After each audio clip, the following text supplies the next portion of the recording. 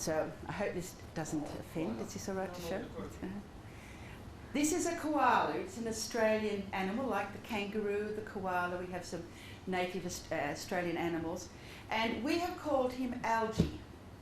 So he is our mascot and helps people remember the mental health first aid action plan.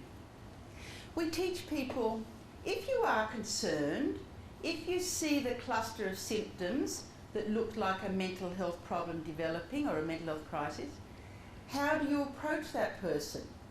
In Australia, you couldn't go up and say, oh, I'm worried about you, you've got a mental illness. We couldn't say that because of the stigma.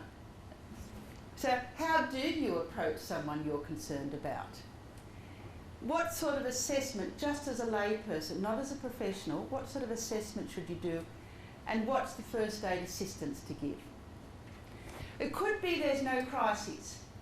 If that's the case, we learn about listening non-judgmentally, which all of you would do beautifully. As being mental health clinicians, you learn how to be good listeners.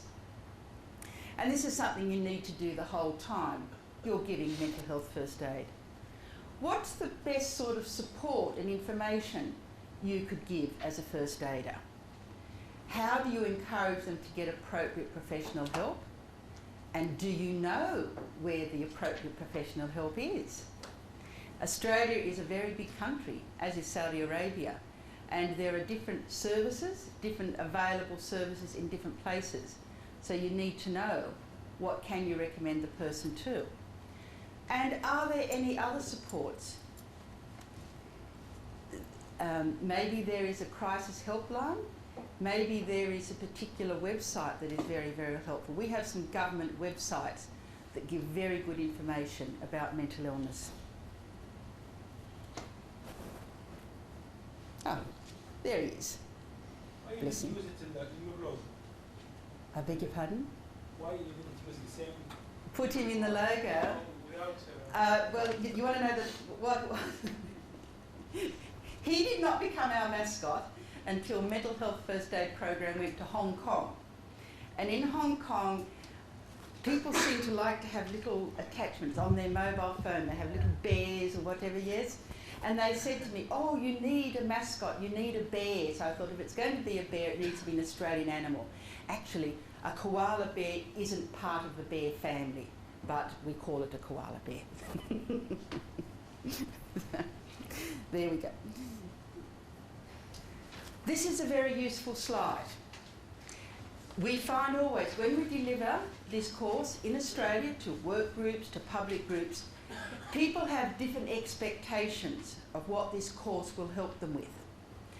And sometimes people want them to be at this end, where they've been with people who have got a severe mental illness, it's been diagnosed, they're getting help from the professionals, and people still want to know, what extra work can I do to help? This course is more at this end of the continuum, where a person is becoming unwell, perhaps before they know they're becoming unwell, and the first aider can pick it up. So I like to say it's the really early intervention before you get to the clinician. This is where it fits in.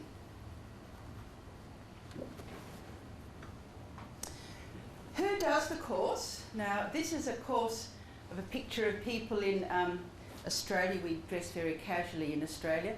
And it actually says here, the Uluru, that's an Aboriginal word, the Uluru Golf Club.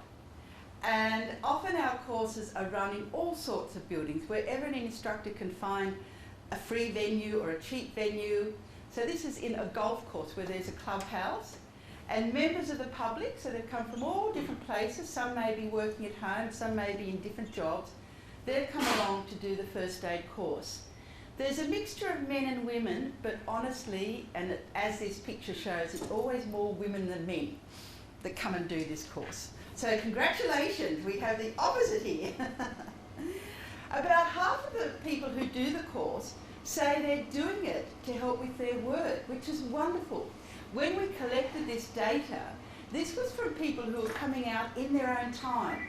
It wasn't because it was running in the workplace. They came out after work, or they even came out on their days off to attend the course. But they were doing it so they could be better employees. I thought that was very admirable. Some people said that, well, maybe there's mental illness in the family, and that's why they're doing it, to get more information, and that's an excellent reason.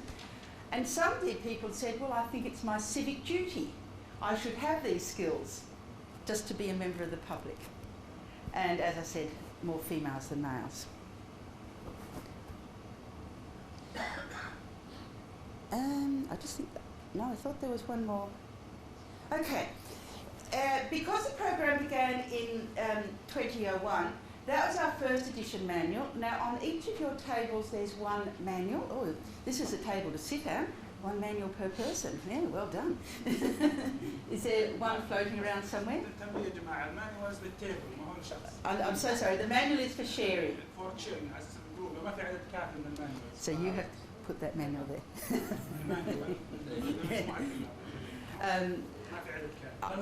I didn't know how many to bring over. So we have one per table, but certainly we will be able to get more to you in no trouble if any of you want one for yourself. Yes, yeah, okay. So I've got that one. I'll just come and have a look at that if I need to refer to it. Thank you. On our website, you can actually download for free our first edition. Second edition, of course, is bigger and better, but I'm pleased to say what is in first edition is still correct and still very, very helpful. So you can download a free version. Here's our website. You can see it's Mental Health First Aid. For Australia, it's always .au. So what is it for here? What's your... SA. SA. Oh, that's very easy.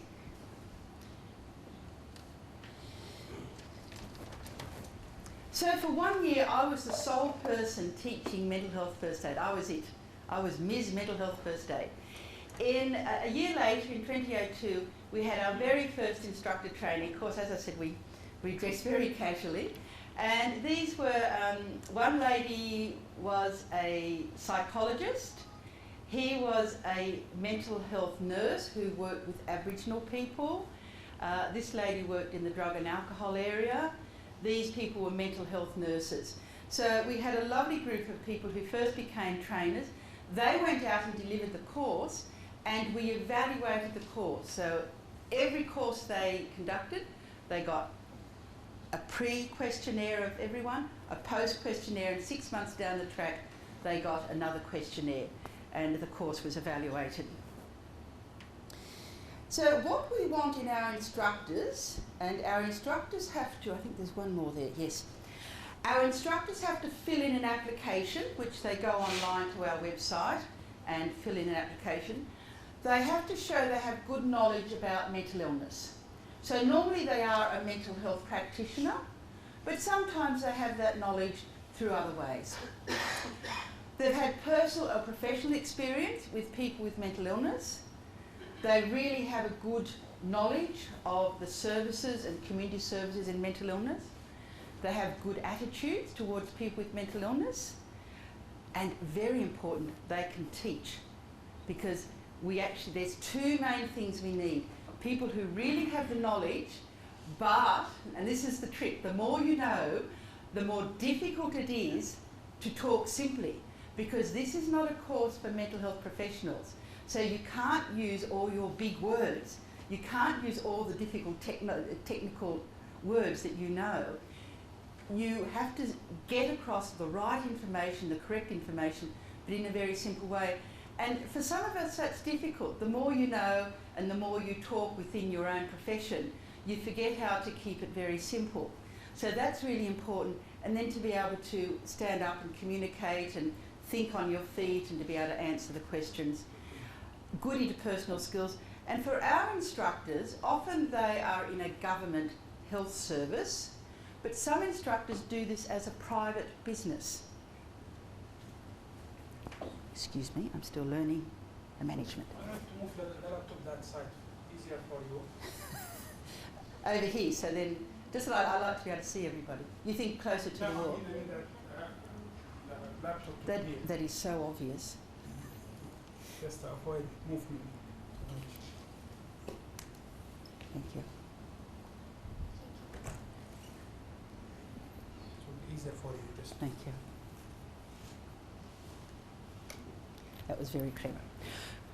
So we also have a logo now because we've gone international, Mental Health First Aid International, and we've put the world up there, and yes, Saudi Arabia is there. America doesn't like it because we haven't got America on that, but anyway, there we go. Luck of the draw. We have well over 1,000 instructors now across Australia. They do a 5-day instructor training course, and we've got over 1,000, and they have to stay accredited. Once you train, you have to deliver 3 courses every 12 months from when you train, and you also have to attend our annual instructor conference. Just last week we held our 2-day instructor conference. People from overseas are beginning to come to join it, other instructors from overseas. And if people become de-accredited, we have a system of them getting re-accredited. We've been thrilled that in our rural areas, our country areas, it's really been uptaken well. Have we got them listed here? 2, 3, 4, 5, 6, 7, 8, 9, 10, 11, 12, 13, 14, 15, 16. It's actually gone to Portugal, which was just recently over near Spain. So, but why I say you're 16 is because in, is Thailand there? Yes. Thailand, although they got a manual, they modified the manual and it's all translated, they're not using it. It seems to have just not gone anywhere, so I often don't count Thailand. So this is amazing. When you think of how Tony and I began this, we were just on an evening walk when we came up with the idea, and we worked on it just voluntarily in our own time, that it's now gone to so many countries. I always think, why didn't someone else, I mean, I'm no one special, you know, why didn't someone else think of this? But there we go. So if it's doing good, we're thrilled. If it's really helping people with mental illness, that's wonderful. And I'll get to the evaluation in a minute. Here we go. Scotland. Mental health first aid, Scotland's mental health first aid. I don't know if you can see, but this man's wearing his Scottish kilt. Where do you think this one is? China. Hong Kong. Very good, yes. It has got Chinese there. Any guesses for that one? It's a language that's hard to pronounce. Germany. Close, up a little bit. Finland. Finland. Scotland. Scotland. Yes, so algae became McAlgae in Scotland. Mr. Algae in Hong Kong, and unfortunately we couldn't pronounce his name in Finnish. And that one is Singapore. They have, it's not a government symbol, but they chose the hyacinth. It's a plant that also has a lot of resilience. It grows in the water, it seems it grows in Singapore. So they have a hyacinth as their symbol.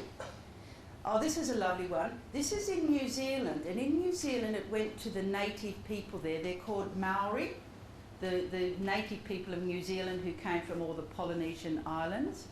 And to them, the flax, this is a flax flower. And the flax is something they used to make, they did their clothing, they wove out of flax.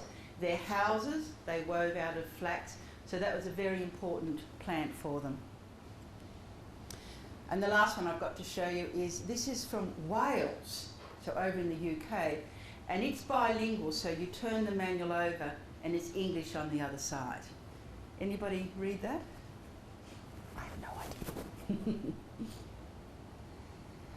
The Mental Health First Aid Program has also got awards. It's got a number of national awards in Australia, within our state, Australia. It's even received one award from the USA, and a lovely research award that we also received.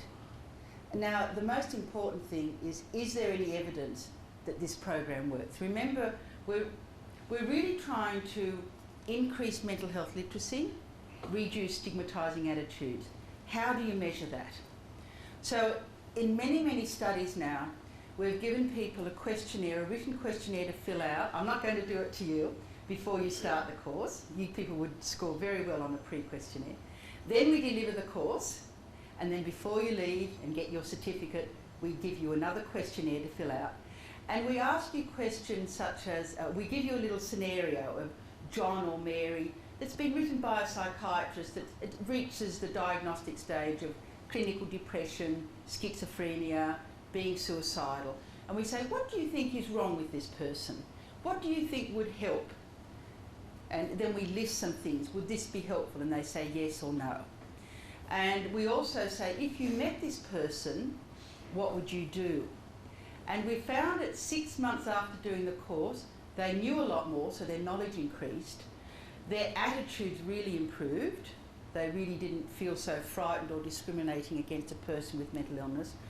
And they even reported behaviours that were actually much more helpful to that person. This one, the first one was not a randomised controlled trial, it was an open trial. This one was a randomised controlled trial, so there was a control group that didn't get the course for 6 months, so we could compare. This one was what we call a cluster randomised controlled trial, for those of you into research, which is always difficult to get a significant result, which we did do, so it makes it even more powerful, a significant difference. And then this was a qualitative one where we interviewed people 20 months after they'd actually attended the 12-hour course. We interviewed them to say, you know, what have you done? Now, it wasn't us, because maybe they would answer questions to please us. We had an independent social science inquiry department to do that for us. And it was amazing how many people had actually said they'd used the skills to good effect. So, probably what I've just said is that people said yes, they now feel confident in helping, and they're much more likely to advise someone to go and get the right help. There's no point feeling confident if you're not competent. So this course increases your confidence to help rather than just turning away, but also what people did was much more helpful. Social distance, this is a scale to measure stigmatising attitudes, and that certainly improved. The one where it didn't was one of the questions here